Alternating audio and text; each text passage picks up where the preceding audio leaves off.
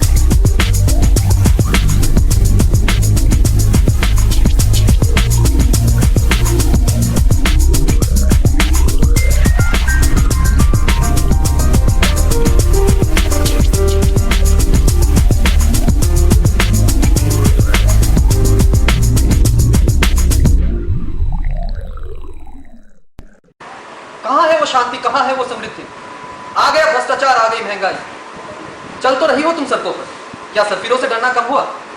कमा तो बहुत रहे हो तुम, क्या बच्चों का भविष्य सुरक्षित हुआ?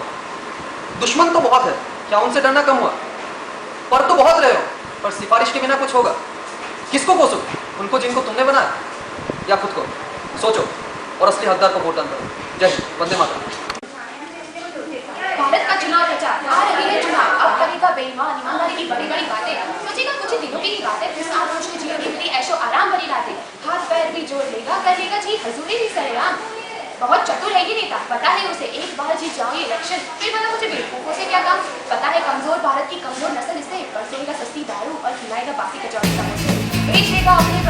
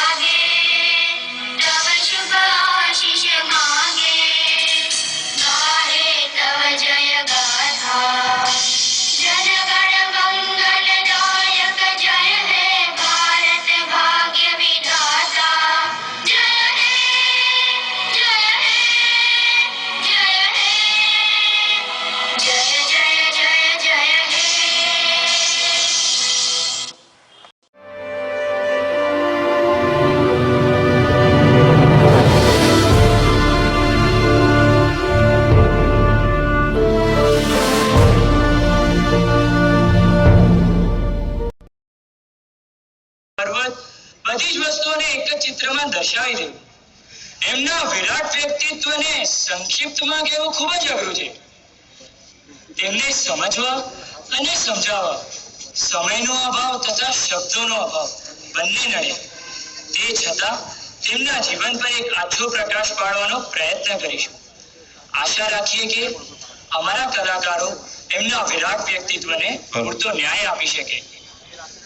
જગતની સર્વ સ્ત્રીઓની જેમ ભુવનેશ્વરી દેવીને પણ પોતાના કુળને ઉજાડે, તેની આબરૂ વધારે અને પૂર્વજો તથા ભાવિ પેઢી વચ્ચે કડીરૂપ બને એવો પુત્ર પ્રાપ્ત કરવાની ઝંખના હતી. ઈસવીસન 1863 ની 12મી જાન્યુઆરીએ હજી કંઈક 6 મિનિટની વાર હતી ત્યારે એ મહાપુરુષનો જન્મ થયો. એમને નાનપણથી જ સાધુઓ પ્રત્યે એક વિશેષ અનુરાગ હતો. તો આવો જોઈએ એમનો એક પ્રસંગ.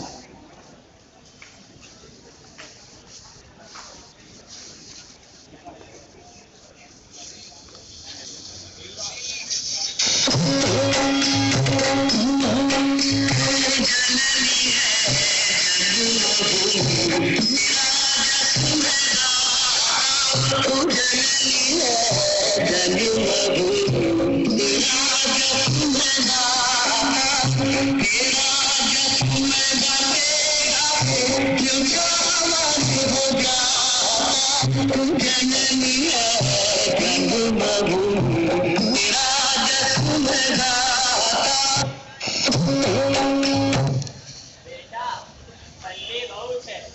આ સાધુને શરીર ઢાંકવા કોઈ કપડું મળશે? ઈ બાબા.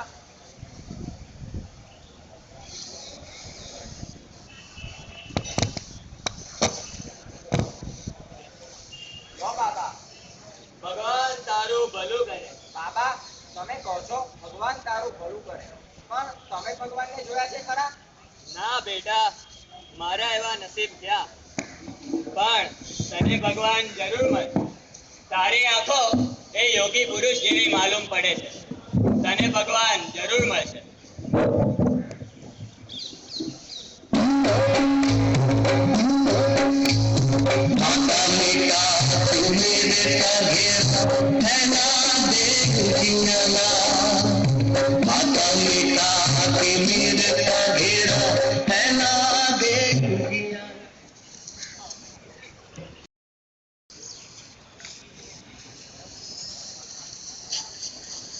પ્રણામ સ્વામીજી. સ્વામીજી, આપ ક્યાંથી આવો છો? ખૂબ જ લાંબી યાત્રા કરીને આવ્યો છું અને હજી ઘણું અંતર કાપવાનું બાકી છે. શું અમે તમારી જોડે આવી શકીએ છીએ? એક સાધુ સાથે આવીને તમે શું કરશો? હું તો આખો દેશ ફર્યો છું અને મેં પારાવાર દુઃખ જોયું છે. એટલું દુઃખ કે તમે સહન પણ ન કરી શકો. અને જો તમે એવું માનતા હો કે કોઈ પર્વતના એકાંતમાં બેસીને હું માત્ર ધ્યાન ધર્યા કરીશ, તો એ શક્ય નથી. અને હું નથી ઈચ્છતો કે જે દુઃખનો સામનો હું કરી રહ્યો છું તે દુઃખનો સામનો તમે પણ કરો. પણ તમે અમારી સાથે જમી તો શકો ને? જરૂરથી. આજનું ભોજન હું તમારી સાથે જ લઈશ.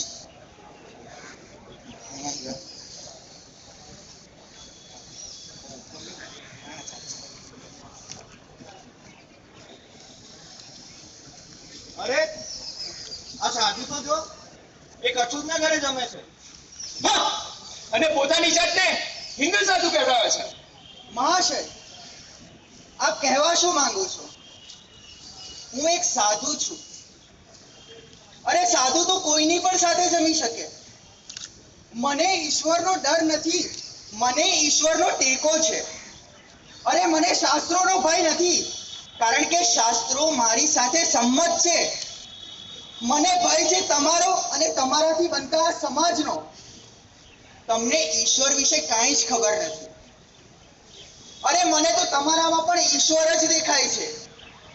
હું તો સર્વત્ર બ્રહ્મ દર્શન જ કરું છું. અરે આ નજીવા જીવજંતુમાં પણ મને તો ઈશ્વર જ દેખાય છે. અને એક સાધુને મન શું છૂત અને શું અછૂત.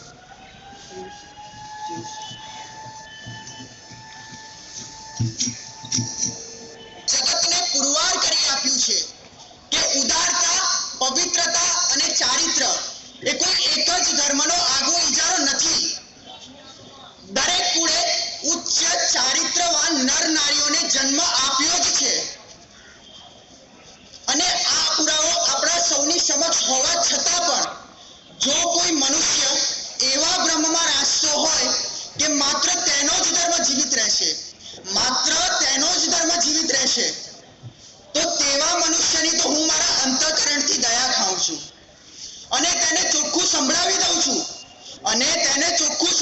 દઉં છું કે તેના સગડા વિરોધની ઉપરવટ જઈને પણ દરેક ધર્મના ધ્વજ પર આ વિધાન લખવામાં આવશે: ઝઘડો નહીં પણ પરસ્પર સ્નેહ, સંહાર નહીં પણ સમન્વય, વિસંવાદ નહીં પણ સંવાદ અને શાંતિ. જય હિન્દ.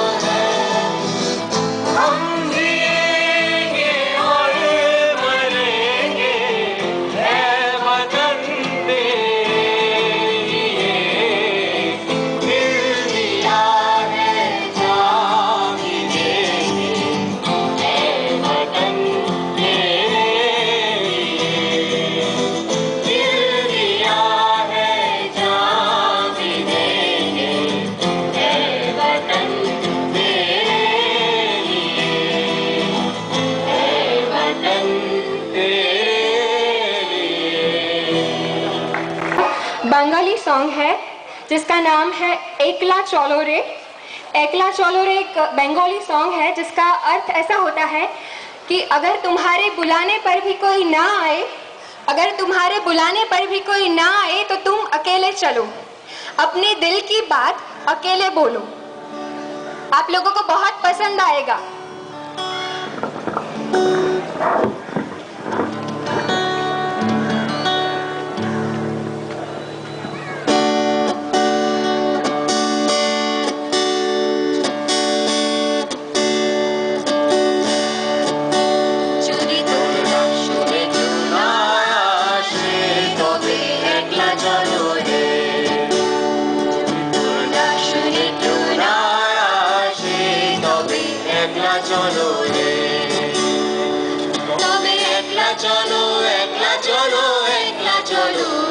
चलो रे, तबे एकला चलो, एकला चलो, एकला चलो, एकला चलो रे। तारी जो हाथ सुनी कोई ना आवे तो तू एकलो जाने रे। तारी जो हाथ सुनी कोई ना आवे तो तू एकलो जाने रे। যদি কেউ কথা না কয়, ওরে ওরে ও ভাঙা কেউ কথা না কয়, যদি সবাই থাকে মুখ ফিরায় সবাই করে ভয়, যদি সবাই থাকে মুখ ফিরায় সবাই করে ভয়, তবে করার করে।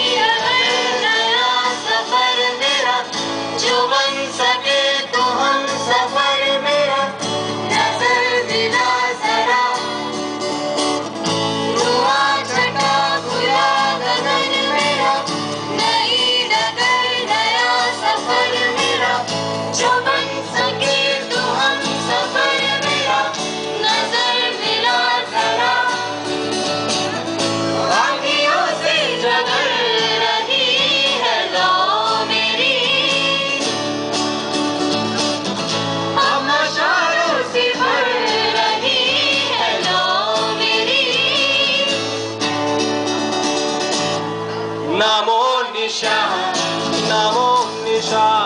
रहे ना रहे ये कारवा रहे ना रहे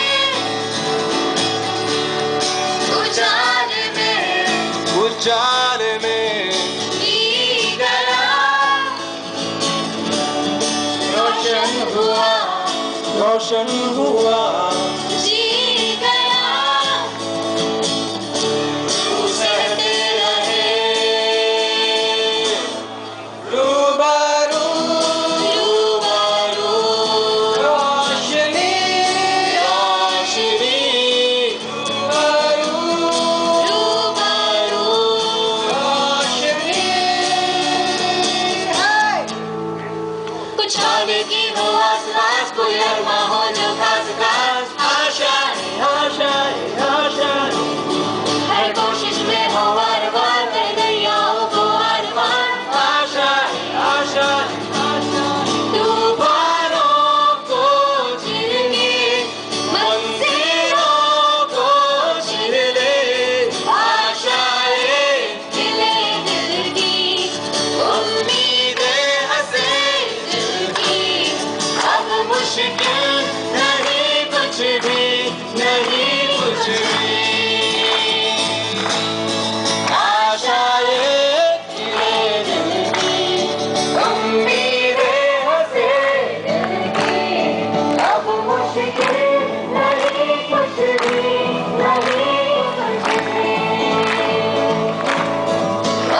मुश्किल नहीं कुछ भी, नहीं कुछ आशाएं आशाएं आशाएं अब मुश्किल नहीं कुछ भी, नहीं कुछ आशाएं आशाएं आशाएं अब मुश्किल नहीं कुछ भी, नहीं कुछ आशाएं